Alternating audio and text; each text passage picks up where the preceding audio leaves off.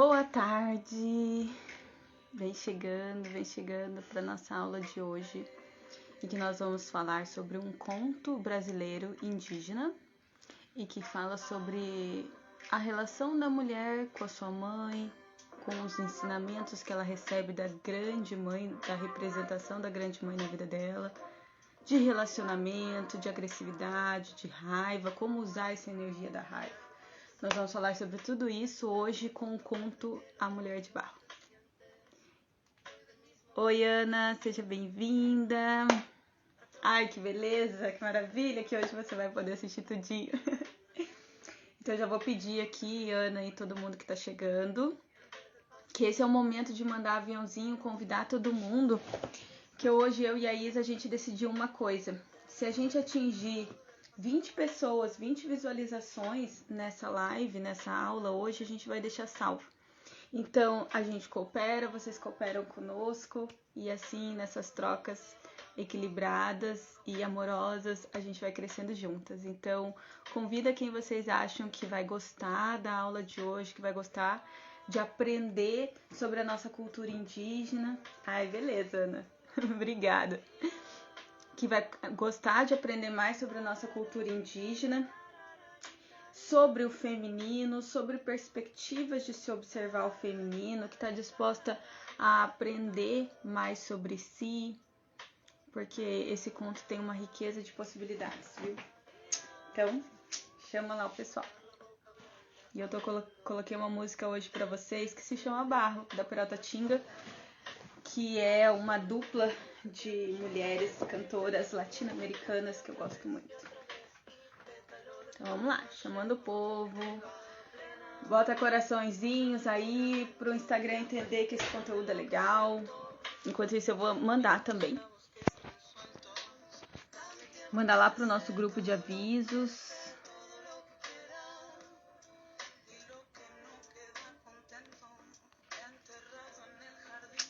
Vamos, pra gente começar essa aula juntas, acompanhando desde o início.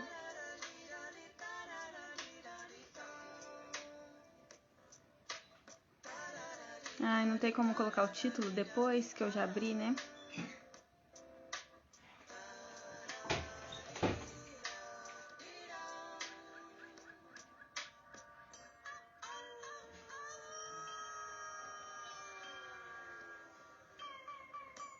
Não dá.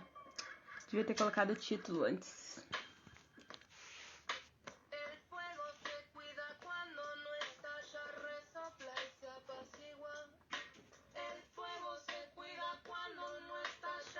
Acho que dá aqui, ó.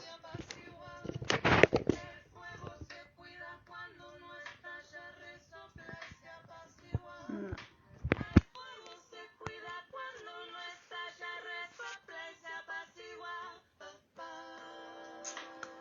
Vamos lá, vamos entrando.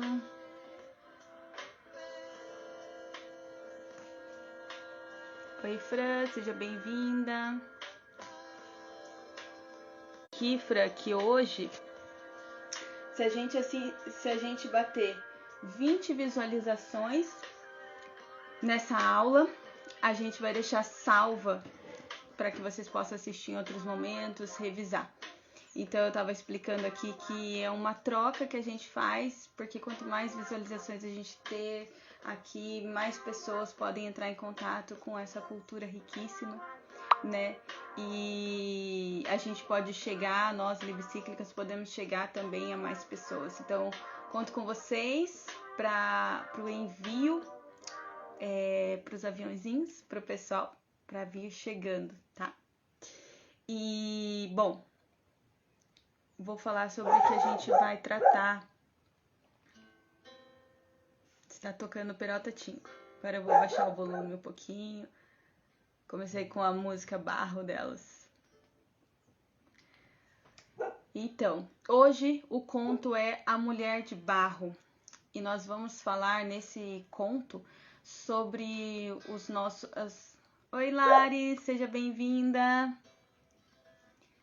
Que bom que hoje vai dar para você participar. Então eu tava começando a falar mesmo do conto. e convidar vocês para ir chamando mais gente, porque hoje, se a gente atingir 20 pessoas, a gente vai deixar salvo, tá bom? Uma troca bem legal, né? Então, A Mulher de Barro... Oi, Isa, seja bem-vinda. A Mulher de Barro é um conto que fala da relação, é um casamento, igual semana passada a gente falou, a história de semana passada foi sobre um casamento também. O casamento aqui, gente, é pra gente falar de relações, não simplesmente só do casamento. Bem-vinda, Pampola, boa tarde. Não é só para falar de casamento, é para falar de relações. E a gente fala do masculino e do feminino, mas o foco do livro é no aspecto feminino, no encontro com o feminino, tanto da mulher com o feminino, do homem com o feminino e da pessoa sem gênero também com essa energia do feminino. Tanto que a gente vai trabalhar mais para frente um conto que fala justamente sobre não posicionamento, nem não dual. Mas deixa isso para outro dia. Então, hoje, esse conto, ele fala de relacionamento, de você se comunicar melhor, de você lidar com a sua raiva. E em que momento propício para a gente falar de raiva sob o aspecto do signo de Áries, que é o signo que fala da energia da raiva como potência, como ação no equilíbrio. E no desequilíbrio é a agressividade. Então aqui a gente vai falar sobre o poder do fogo, nesse poder de ação, de transformar e não de dominar, que eu acho muito legal esse aspecto. E da relação com a grande mãe. No conto é a relação da grande mãe com a sua mãe, com o personagem feminino com a sua própria mãe. Mas a própria mãe é a representação da nossa grande mãe. E lembrando, a grande mãe... Boa tarde, Barbie, seja bem-vinda. A grande mãe, gente, ela é um aspecto, ela é um arquétipo urobórico. Sabe aquela imagem da serpente comendo seu próprio rabo, ou seja, sem fim? Ela tá comendo seu rabo ao mesmo tempo que ela tá crescendo. Então, a grande mãe é um arquétipo considerado urobórico, porque esse símbolo da serpente comendo o próprio rabo se chama assim, Uroboros.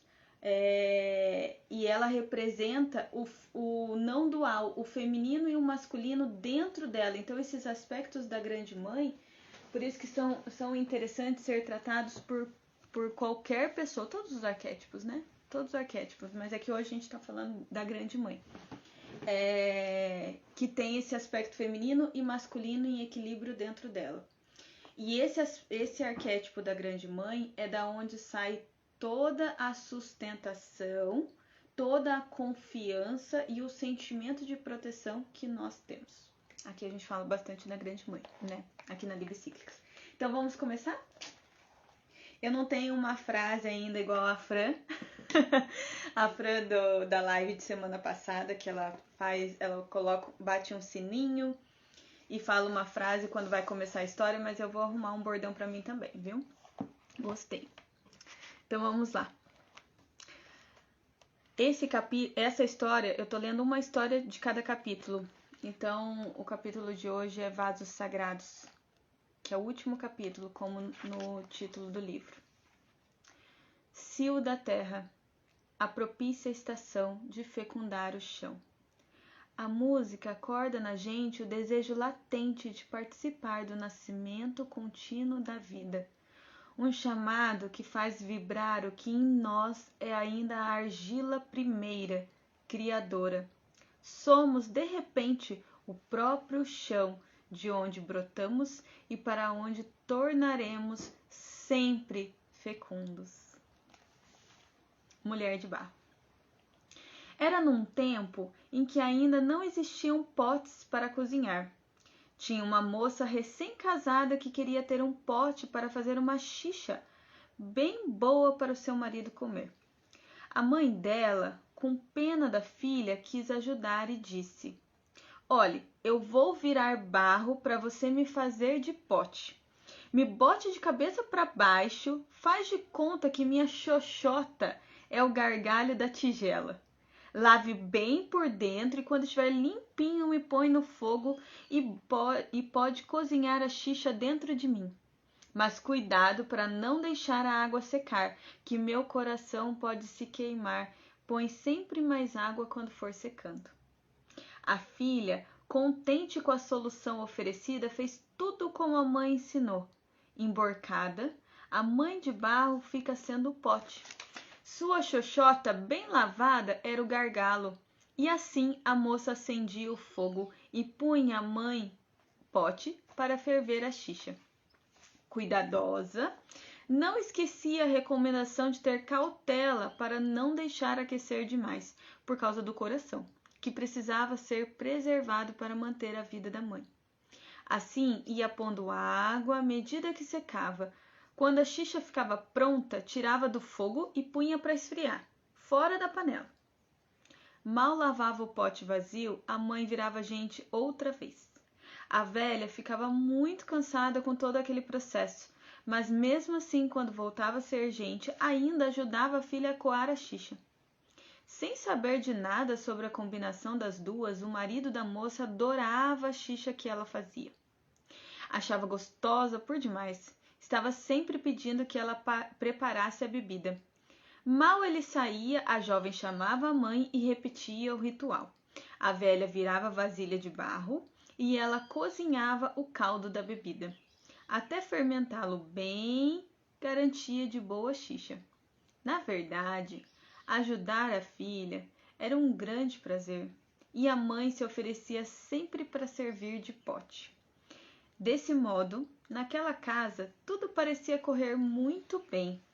Só que o marido tinha uma outra namorada, bisbilhoteira. Essa namorada foi tomar conta da vida da esposa, para descobrir por que o marido gostava tanto dela. Por que ele falava tão bem da xixa que a mulher fazia e viu?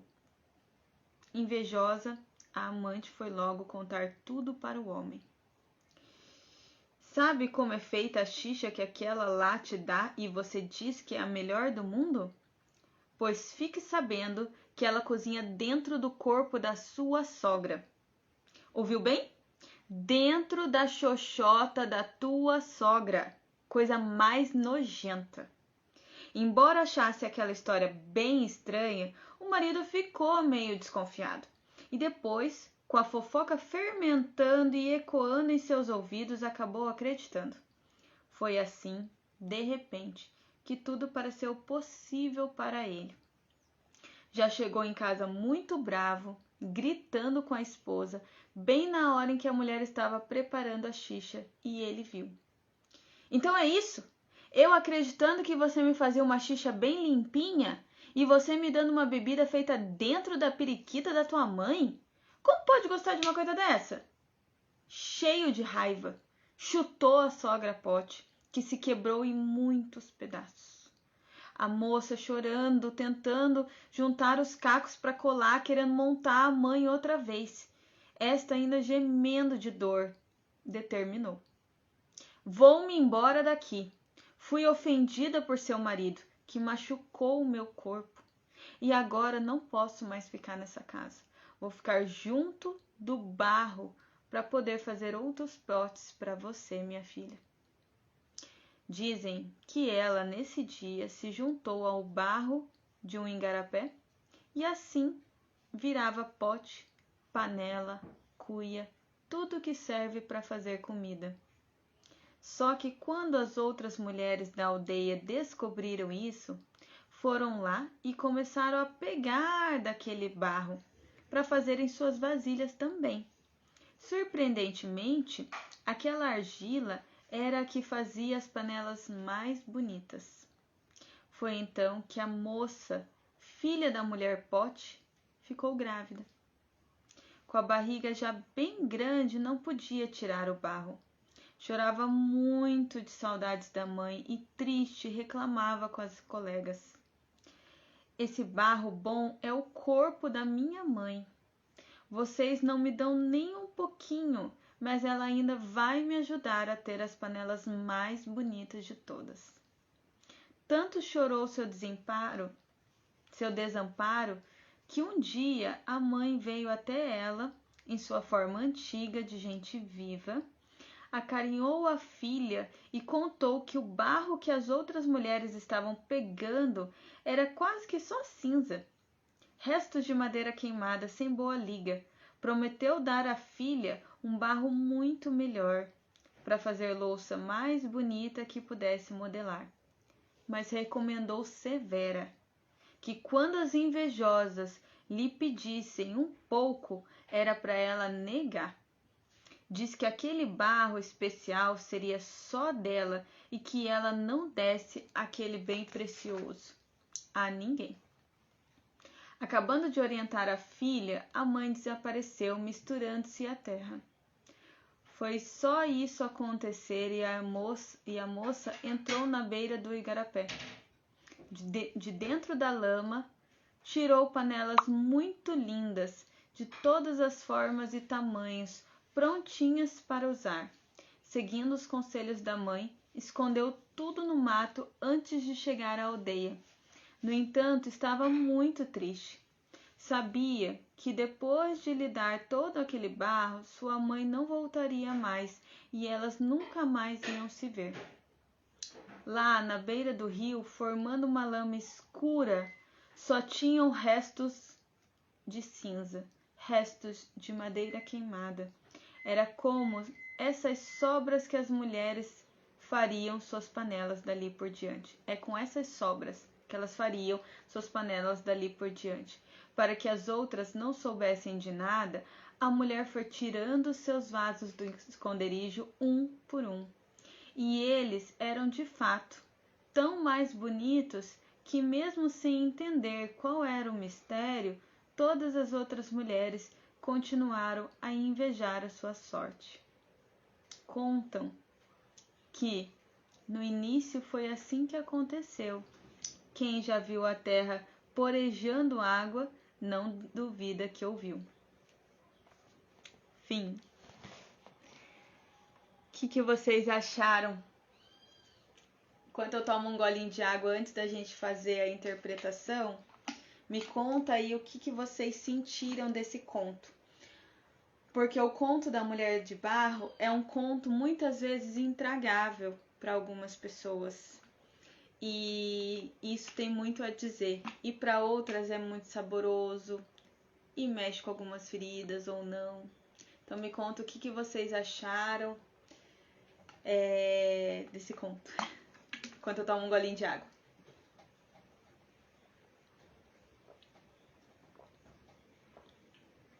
Golinho não, muitos golinhos. Vamos lá, gente. Me conte. Sim, Fran, logo eu encontro o meu jeito de começar a história. O que vocês acharam da Mulher de Barro?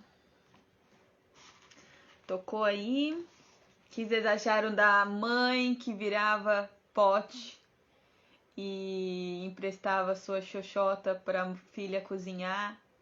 Essa xixa, gente, é um preparado de mandioca.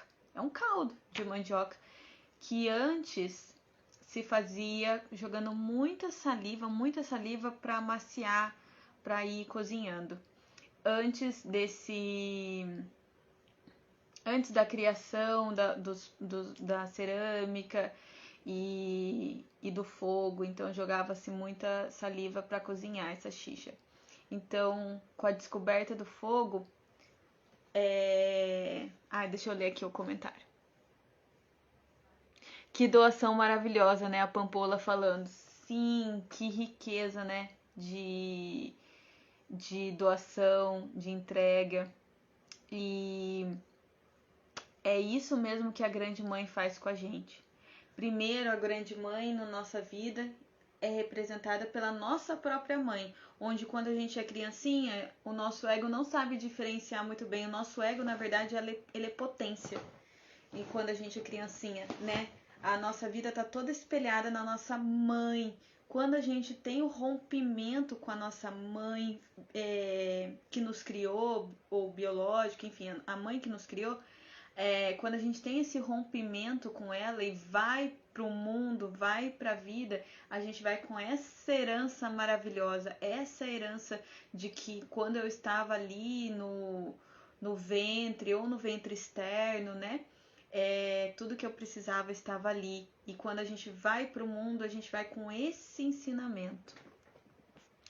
A Pampola falando, olha, são tantos símbolos que até preciso sentar para juntar tudo. Senta aí que a gente vai juntar tudo juntas.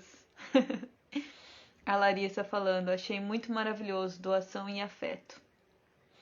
Exatamente, muito. E quantas vezes a gente sente isso, né? Quantas pessoas ou situações são representadas na nossa vida que a gente sente essa bênção, não é verdade?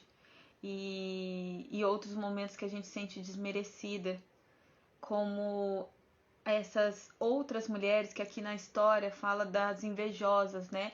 A outra namorada, a amante do marido, nesse caso, é aquela mulher que não recebeu esse acolhimento, que não teve essa doação, que não teve esse ensinamento. Então ela não sabe lidar com isso. Ela não sabe de onde vem, ela não sabe como é essa relação. Então, por isso que ela lida de uma forma agressiva, que é contar pro cara e as outras ficarem sabendo, irem lá e nem ajudarem essa que estava grávida. Então, antes de destrinchar, melhor, tô pensando aqui, antes de destrinchar, deixa eu falar uma coisa. Para quem não estava semana passada, né? As histórias, elas são cheias de símbolos, como a Pampola falou, e esses símbolos, eles são representações vivas, encarnadas, ou seja, nós, ou as pessoas que estão na nossa vida, são representações de momentos da nossa vida também. Quando que nós nos sentimos essa mulher, ali no caso representada pela amante, essa mulher que não se sente amparada, que não sente o amor da grande mãe, esse amor que sustenta, que é de infinita doação e de infinito afeto e proteção. Quantas vezes a gente não se sente assim? E quantas vezes a gente se sente como esse homem também, com esse sagrado masculino totalmente ferido e desvirtuado? E vamos lembrar aqui que tudo é sagrado, né? Pelo menos essa é a perspectiva que eu faço, de que tudo é sagrado. E então esse sagrado às vezes está desvirtuado, desequilibrado e ele não está no seu melhor potencial. E ele, não estando nesse melhor potencial, nem com o seu feminino, nem com o seu masculino, ele reage com agressividade, com intolerância, com ignorância, com preconceito, sobre a relação que a mulher tinha com a sua mãe, ou seja, da conexão que ela tinha com o seu feminino em equilíbrio, ele tinha inveja disso também. Percebem? O que vocês acharam? Ou vocês acharam outras coisas também? Me agreguem aí, por favor. E vamos lembrar que se essa live bater 20 pessoas, a gente vai deixar salva, tá bom? Então manda para todo mundo entrar e aí depois assiste com calma e tal. Mas a gente tá aqui fazendo esse pedido para que a gente tenha essa troca bem legal e para que a nossa live chegue em mais pessoas, né? O propósito é isso, que a gente chegue em mais pessoas, que essa cultura rica chegue em mais pessoas. Então, conto com vocês, com os coraçõezinhos também, pro Instagram entregar mais a gente, tá? Então, voltando aos símbolos. Lembra que eu falei no começo sobre a raiva e que nós estamos sob o signo de Áries e que Áries ele é o primeiro signo do nosso ano, né? O nosso ano, na verdade, astrológico começou agora. Então, ele é o primeiro signo, o que vem falar do fogo, da ação. Tanto que aqui, esse fogo que molda o barro, transformando em cerâmica e em panela boa, panela bonita, boa para cozinhar, esse fogo...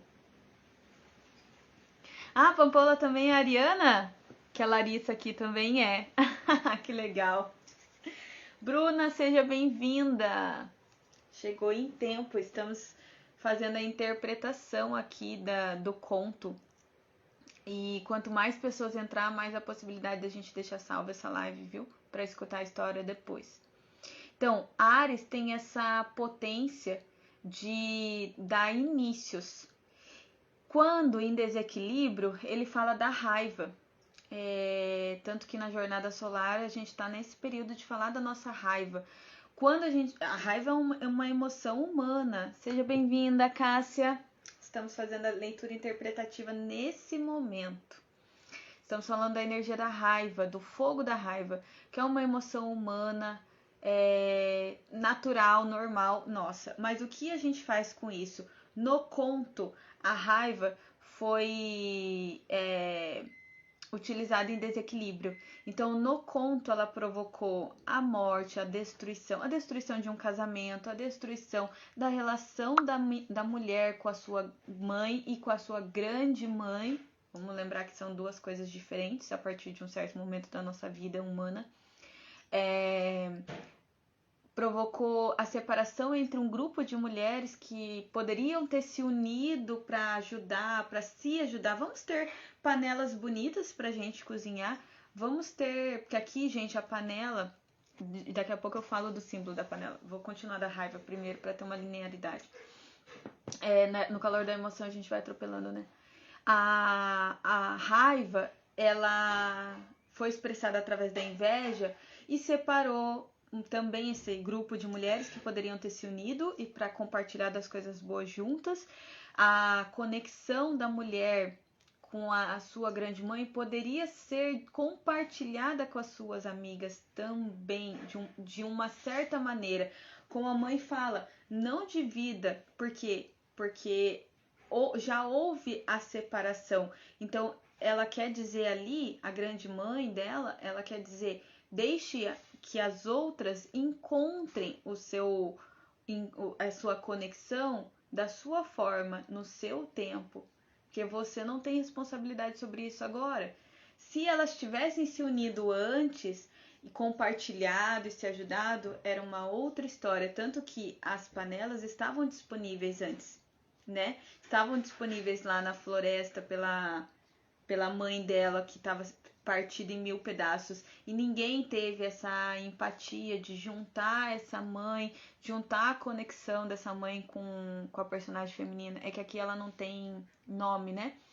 Então, não teve essa união, essa reconexão, e portanto as outras não estavam num momento que pudessem compreender essa união feminina.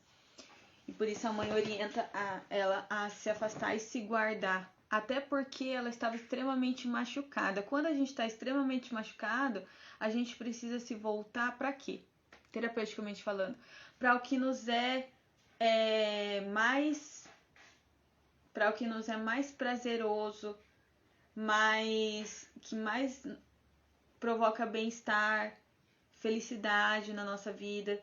A gente precisa ir para esse lado, não para as relações que vão nos apunhalar mais ainda. Então, lembrar de fazer coisas gostosas e boas, que são positivas para a nossa vida, para reestruturar a minha força interior, para que quando eu volte a me relacionar com essas pessoas ou situações, eu esteja mais fortalecida, consiga me comunicar melhor, né? Então, a energia da raiva aqui, ela é expressada por essas invejas, e inveja o homem também, o marido também, o esposo também teve muita inveja. Ele não está em equilíbrio nem com o feminino, nem com o masculino dele, porque quando você está em desequilíbrio com um, você está em desequilíbrio com o outro. As coisas não são duais, tá? A gente separa para conseguir entender cada energia, mas elas não são, elas são tudo integradas. Então, ele está em desequilíbrio com isso e expressa essa inveja dele, que ele vê ela tendo com a mãe, com a grande mãe dela, e ele expressa com violência, matando essa sogra, quebrando tudo sem comunicação. Olha, de novo, vem a mensagem, semana passada a gente também falou disso, né, da comunicação. Quantas vezes a comunicação é a chave para transformar as relações, né? E aí esse fogo de Áries, esse fogo aqui que aquece a cerâmica transformando em panela, é um fogo que não domina, e sim que transforma, que dá início. E aí vamos falar um pouquinho de historicidade, de aspectos históricos, que a humanidade, quando descobriu o potencial do fogo e como fazer fogo, ela pôde dominar. E você sempre vai ler isso nos livros e sempre vai escutar de professores de história. Eu sou professora de história, né? Então a gente sempre vai falar essa frase. O fogo deu poder do controle, porque assim ele poderia controlar a sua alimentação, controlar a temperatura no ambiente do seu corpo, podendo se proteger mais. Enfim, o controle. Né? E mais tarde também o controle sobre outros povos, né? O fogo foi controle de outros povos, provocando muita separação humana.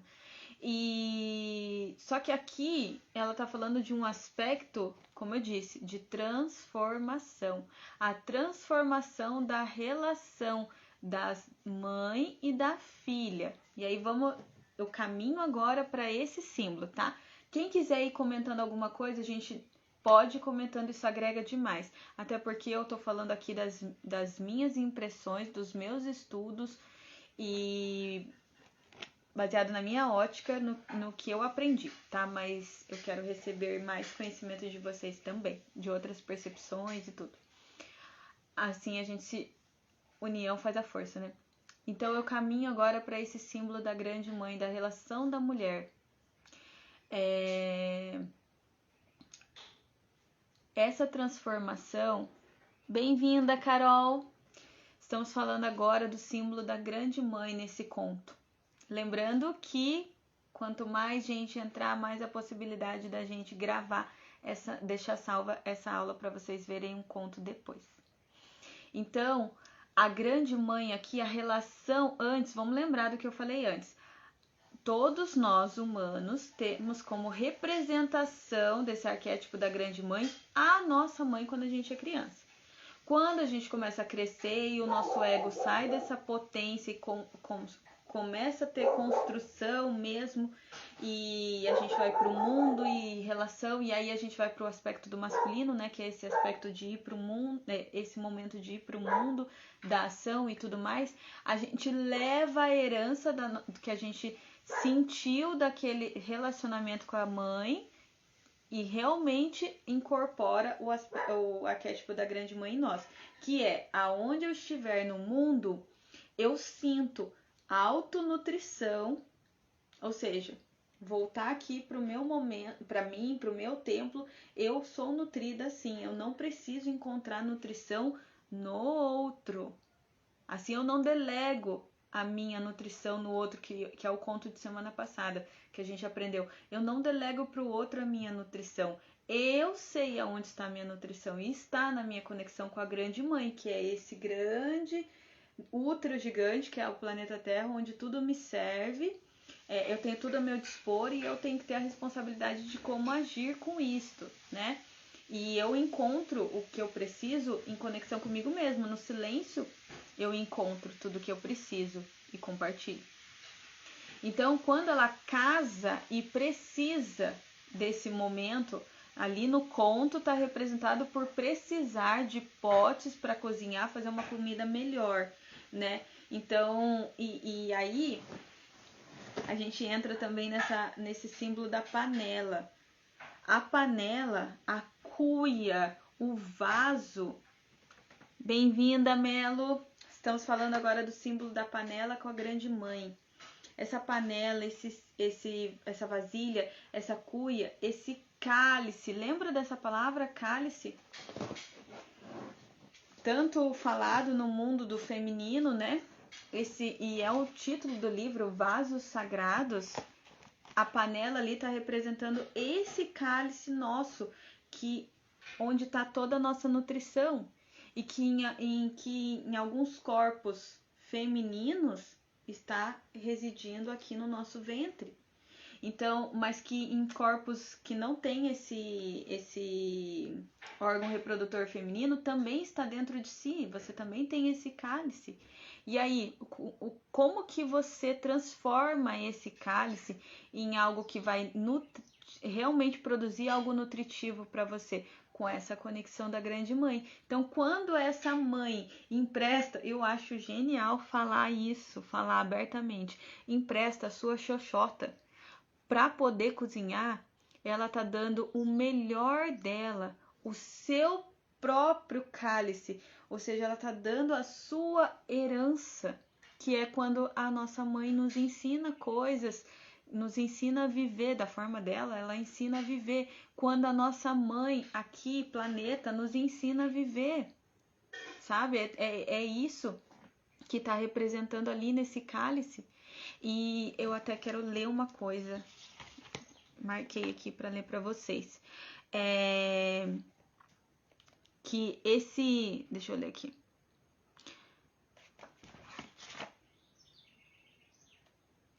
Aqui, que o Joseph Campbell, que é quem fala que a jornada solar se baseia nele, e ele fala sobre a jornada do herói, e que agora, por exemplo, nesse momento, nós estamos naquele momento de revolta do herói.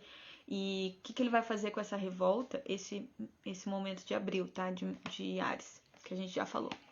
Então, daí o Joseph Campbell, ele fala no livro Todos os Nomes da Deusa. Ele fala assim: um poder realizador, como a capacidade de criar e nutrir a vida, poder de, em vez de poder sobre, o poder de iluminar e transformar a consciência humana e com ela a realidade, que na nossa época ainda é simbolizado pelo recipiente feminino, o cálice, o santo grau.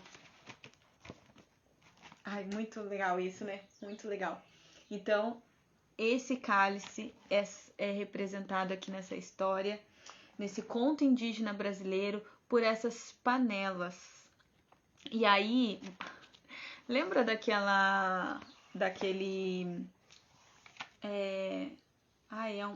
como que se chama essas frases populares? Eu esqueci agora, me fugiu da cabeça.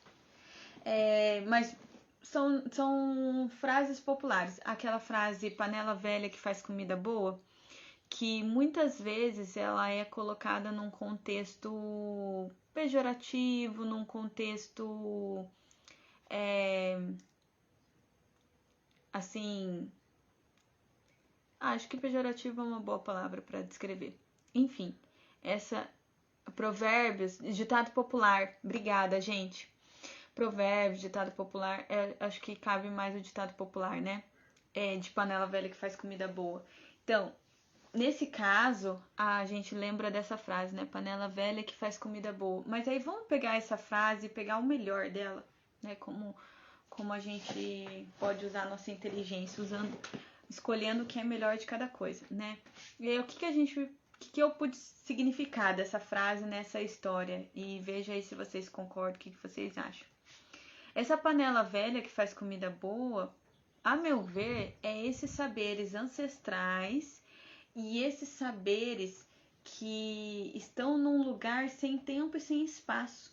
Por mais que na frase fala velha, e aí a gente tá falando de velho de remete a antigo, pra mim é uma coisa temporal. Não tá nem lá atrás, nem aqui no presente, nem lá no futuro, porque estão a todo instante, a todo tempo. A gente está rememorando esses conhecimentos a todo instante. E fica num lugar sem fixação. Fica num lugar no nosso coração, na nossa pele, no inconsciente coletivo, de que se eu parar um pouquinho e olhar a minha trajetória e a minha sabedoria que eu aprendi, que eu obtive através da minha trajetória, eu vou fazer uma comida boa. E então vai além, a meu ver, vai além desse relacionamento com mulheres mais velhas, com a experiência de uma mulher mais velha, a experiência de um homem mais velho, vai além disso. vai nessa linha de que toda sabedoria, não importa quantos anos você tem, mas se você puder sintetizar a tua trajetória em sabedoria, ela pode ser acessada independente de tempo e espaço, porque não é fixa. Faz sentido? Me digam aí. Quando é live, é estranho muitas vezes conversar sem estar vendo, né? Então, quando vocês me mandam mensagem aí, eu sei que tem alguém escutando e fazendo sentido. Oi, Larissa, seja bem-vinda! Nós estamos falando agora dos símbolos do conto. Aí lembro vocês que quanto mais visualizações, a gente vai deixar salva essa live, tá? Para vocês acessarem o conto depois. Bom, já falei do fogo da ação, já falei da grande mãe. Eu tenho anotações aqui para eu ir olhando. Obrigada. Ai, que legal, que legal. Que legal que faz sentido aí. Então não tô doidinha. Ou podemos, né? Todos estar. Então, falei até anotei aqui como herança matrilinear. Nossa, palavra difícil, né? Ainda bem que a gente escreve ali para não esquecer. Essa herança dessa mãe, de todas as mulheres da nossa vida, ou de todas as pessoas que podem nos ensinar sobre esses aspectos do feminino, que é esse maior, para mim, a meu ver, pode ser resumido nesse conhecimento de que no silêncio você tem toda a nutrição possível. Não é necessário pedir por proteção nem por nutrição, porque tá tudo aqui. E o que nos nutre, né? Aqui o que eu tô falando para vocês, por exemplo, agora é nutrição, o que vocês me falam também é nutrição. E desse poder do feminino que transforma, que às vezes, que como no masculino a gente fala desse fogo da ação, muitas vezes fica parecendo que só tá neles e que a introspecção só tá com a gente. E não, em equilíbrio, os dois caminham juntos. E o que eu posso transformar através dessa sabedoria, que no silêncio eu posso acessar tudo isso, o que eu consigo transformar, né? Deixa eu ver o que mais aqui que eu anotei. Ai, vamos voltar. Seja bem-vinda, tia Dani. Vamos falar agora sobre as invejosas do conto. Achei tão engraçado quando a gente fala as invejosas, parece que tá lembrando daquela música, né? É um funk que eu não lembro de quem que fala, mas é... Valesca Popozuda. Então, das invejosas. E aí, gente, as invejosas aqui, principalmente a amante desse marido, ela tá representando a nossa inveja. Quando a gente vê que o outro tem e a gente não tem e gostaria de ter. A inveja, assim como a raiva, até porque a inveja é fruto da raiva, ela é um sentimento extremamente comum, natural para nós. Não vamos reprimir aqui. O que a gente faz com a raiva? Porque a inveja nos demonstra algo, o que está nos faltando. Mas lembra, a grande mãe, ela nos ensina que o que nos falta, o que aparentemente nos falta, está aqui e precisa de reconexão para ser acessada. Não está no outro. Lembra do conto do comedor de cobras? Não está no outro. Se eu delegar para o outro a minha nutrição, eu vou cair numa cilada e vou ter relacionamentos tóxicos. Então aqui, tanto que é um relacionamento tóxico. Tia Dani, manda para um monte de gente, porque se essa live for bastante visualizada, a gente vai deixar salvo. Daí você vê depois. É muito maravilhoso esse conto. E então, essa mulher que não acessa isso, que é representada por essa mãe, amante, que não teve uma grande mãe que emprestasse o seu corpo para cozinhar, ela não teve esses ensinamentos, o que ela pode fazer com isso, né? quando ela conta pro marido da outra, ela tá tentando expressar, ela tá tentando colocar para fora isso. E quantas vezes a gente não coloca para fora as nossas invejas, nossas raivas, nossos ciúmes, enfim, sem uma comunicação mais inteligente, principalmente conosco, porque ela não conversou consigo primeiro. Ela foi lá descobrir qual que era o segredo, ela não foi revisitar dentro de si aonde era possível encontrar, já que ela não teve essa mãe que ensinou, aonde que ela poderia encontrar, talvez numa amizade ela poderia encontrar. Mas se ela já está nesse relacionamento escondida, ela já acessou, na verdade, ela já acessou um comportamento não franco com ela. O que ela precisa? O que eu preciso? Eu preciso de um companheiro que... Vamos falar do conto, né? Pegando as referências do conto. Eu preciso de um companheiro que esteja aqui comigo, que goste das coisas que eu faço. E em vez dela conversar com esse companheiro ou procurar um outro companheiro, ela vai lá e vai tentar destruir a vida da outra, que é uma expressão da inveja. Mas se a gente para e observa por que eu estou tendo isso, o que me falta? Seja bem-vinda, Dani. Estamos falando da inveja agora. Se eu paro e observo o que eu sinto, o que eu preciso, aonde eu posso encontrar de uma forma mais saudável, sem agredir, porque aí começa a primeira agressão do conto, né? Primeira agressão não, minto. A primeira agressão é quando esse marido mente para ela e está com uma amante. Essa é a primeira agressão. Ela já está em desequilíbrio esse casamento, né? Essa é a segunda agressão dela que ela recebe, dessa mulher que descobre o seu segredo e revela para ele. E a terceira agressão é a que ele faz e aí vamos falar desse homem controlador, desse homem que nada pode ficar escondido de mim, eu posso esconder. Também é uma faceta nossa.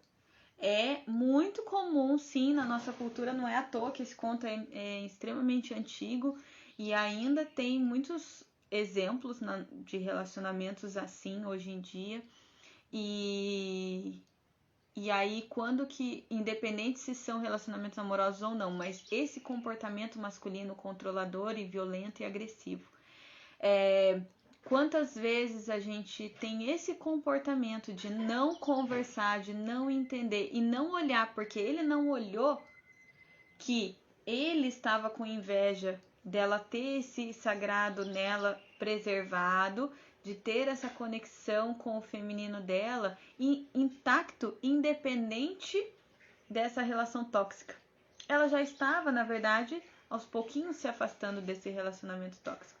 E ele, em vez de lidar com isso, né, ele vai lá e quebra a mãe dela em 1000 pedaços. E essa é uma inveja que quer esvaziar o outro. Tanto ele faz isso, a amante e as outras mulheres da comunidade. Tem uma inveja que quer esvaziar o outro. Não é uma inveja que eu reconheço, acolho a minha inveja porque eu estou com falta de algo, acolho e transformo, né? Então, tanto que... uma coisa que eu anotei aqui. Ele esquece do prazer que ele sentia quando ele comia a xixa que a mulher produzia. Ele esquece totalmente das coisas positivas que tinha desse relacionamento. Por preconceito, por nojo, por isso, por aquilo. Simplesmente por intolerância e falta de olhar para si, de autoconhecimento. E daí entra... Por que a gente fala tanto de autoconhecimento? Para que eu quero me conhecer? Para quê? Para ter relações melhores comigo primeiro e reflexo com o outro, para ter uma vida mais acordada, mais desperta, para realmente acessar os meus verdadeiros desejos e reconhecer os meus verdadeiros desejos, minhas potencialidades, viver o meu melhor dos meus potenciais. Para isso que serve o autoconhecimento, né? E aí essa expressão dele e a expressão das outras também, das representadas aqui pelas invejosas, é uma grande representação do que o patriarcado faz com o feminino, né? O patriarcado, ele não olha para suas dores, para sua falta de equilíbrio com o feminino e com o masculino em equilíbrio. Ele não olha, ele vai lá e agride o feminino, agride toda a sensibilidade, a generosidade, a doçura do feminino, né? E aí, nossa, tá passando o tempo, né? Eu só queria falar mais um pouquinho sobre o barro, voltar um pouquinho na panela, porque o barro aqui, essa mãe ofendida por ter sido agredida pelo marido e da filha, ela volta pro barro. Lembra? Ela fala assim: eu vou voltar pro barro e lá eu vou continuar produzindo. Ela não para, a generosidade da grande mãe não para. E é só olhar para a natureza. A natureza, ela é cíclica, então ela não para de doar, ela não para. A vida não para de ter situações em que a gente pode aprender e se nutrir. A natureza, ela se autonutre. Então, quantas vezes a gente pode se espelhar nisso? Por isso que essa mãe, ela é a representação do arquétipo da grande mãe ali, né? Bem-vinda, Cami! Estamos falando do barro agora e desse retorno da grande mãe para o barro. Então, vamos pensar que o símbolo do barro, em várias lendas e mitos, ele é grande representação do feminino, desse feminino que cria, que transforma, e da nossa origem, né? Tem a história do Adão e Eva, Adão e Lilith, que vem do barro. Adão e Eva, a Eva vem da costela do Adão, né? A primeira origem pode ser o barro, mas ela... Tia Dani, obrigada por ter ficado. Depois você vê o conto gravado, tá bom? Vamos torcer para essa live ficar salva. Então, a Lilith e Adão também vieram do barro e tantas outras histórias que o barro está sempre presente ali como origem. Na história da Pandora também, a caixa de Pandora que sai toda, que é de barro também, que sai todas as maldições humanas.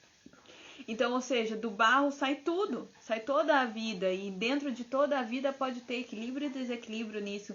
E o barro, ele se faz, se desfaz e se refaz, que é essa grande mãe que volta ali para a lama, para o barro, e continua produzindo cuias e panelas, onde todo mundo pode se fartar, onde nessa terra maravilhosa, ó, eu tô olhando aqui para um monte de verde, para uma bananeira linda ali com um cacho de banana cheio de banana, que a gente tá esperando o tempo de cortar ali.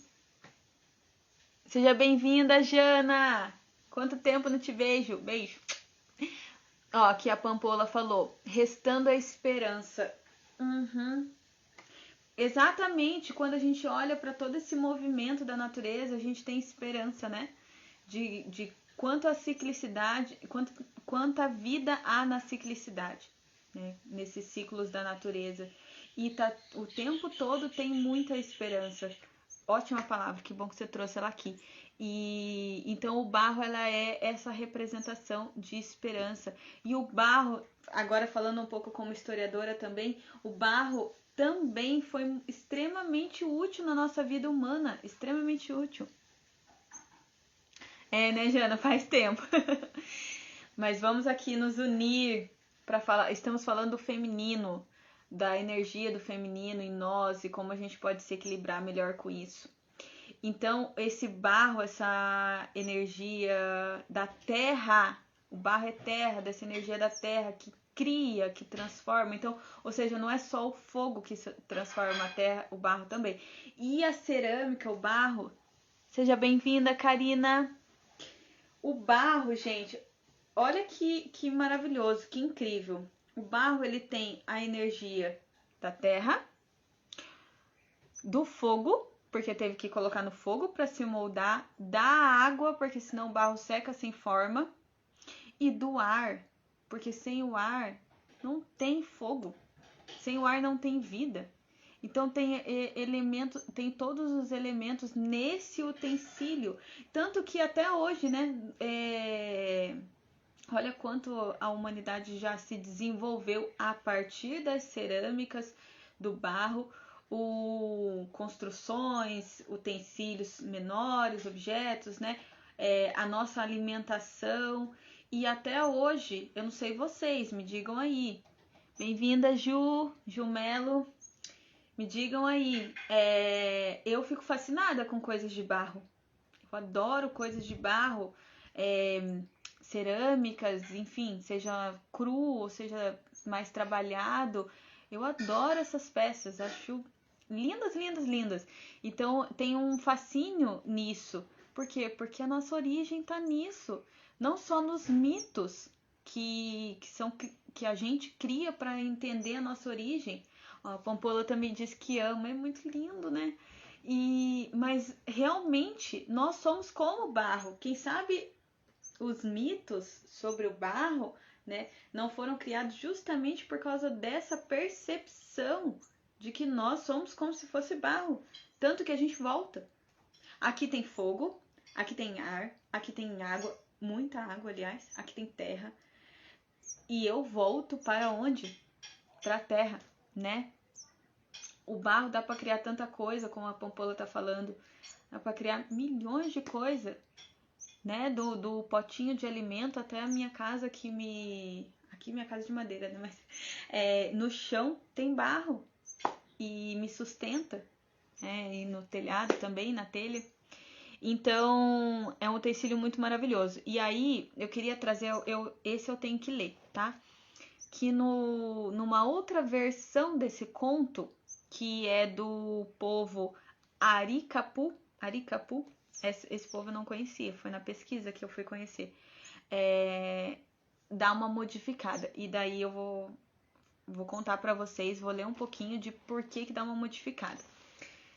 Nessa versão dos Aricapu, não é a amante que conta pro esposo, pro marido, sobre a relação da mãe e da filha.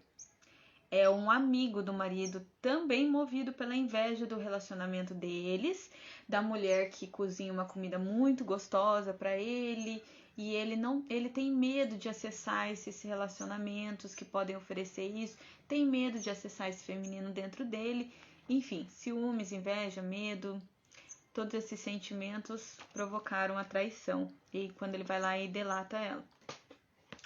Então, só que no lugar, nesse conto dos Aricapu, a água... Vamos lembrar que no conto que eu acabei de ler, a mãe fala, continue colocando muita água para não secar, porque senão o meu coração vai quebrar sem água. E a água, gente, é um elemento extremamente de vida, né? É um elemento que conduz a vida, não deixa que nada impeça a vida de acontecer, e a água também representa as emoções, tanto que a vida para de ter sentido quando a gente para de se emocionar com as coisas, para de sentir emoção. Quando a gente está bem seco por dentro, como um barro seco, a gente se sente sem vida e que a vida não tem sentido.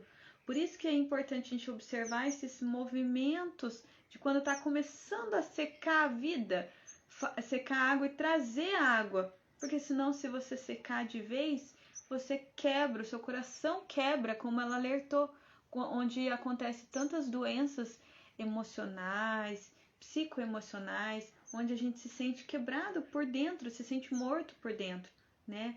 E a gente sabe disso, a depressão, por exemplo, é um estágio disso, é um momento disso, né? Para cada um é de um jeito, e onde a gente se sente com o coração quebrado. E aí nessa história, nessa outra versão, a água tá vista de uma outra maneira, e eu vou ler para vocês.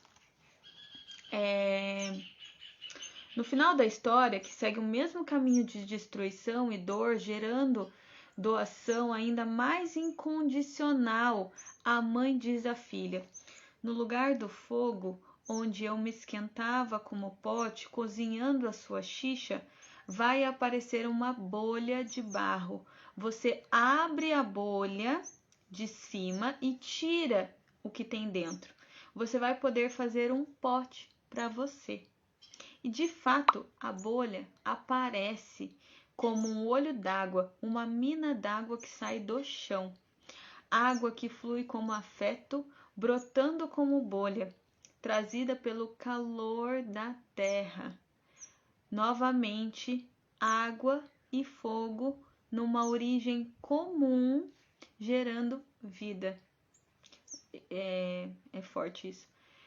Esta pode ser uma referência preciosa ao manancial de energia sempre presente, ainda quando parece extinto na vida individual e nas culturas humanas. Novamente, o rio, a barro do rio.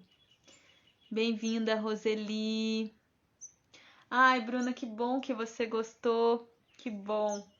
Bom trabalho para você. Depois você continua assistindo, tá bom? Um beijo. Olha que lindo isso, né? É muito emocionante, assim. E aí, nesse caso, vamos lembrar de que quando a gente vai tem uma mina d'água aqui pertinho de casa, que é a água que eu tomo aqui, ó, sagrada, preciosa. A gente foi lá para conhecer a nossa mina. E a nossa mina é eu achei que seria muito grande. Mas, para quem não sabe, eu moro no sítio. E a mina é realmente da terra,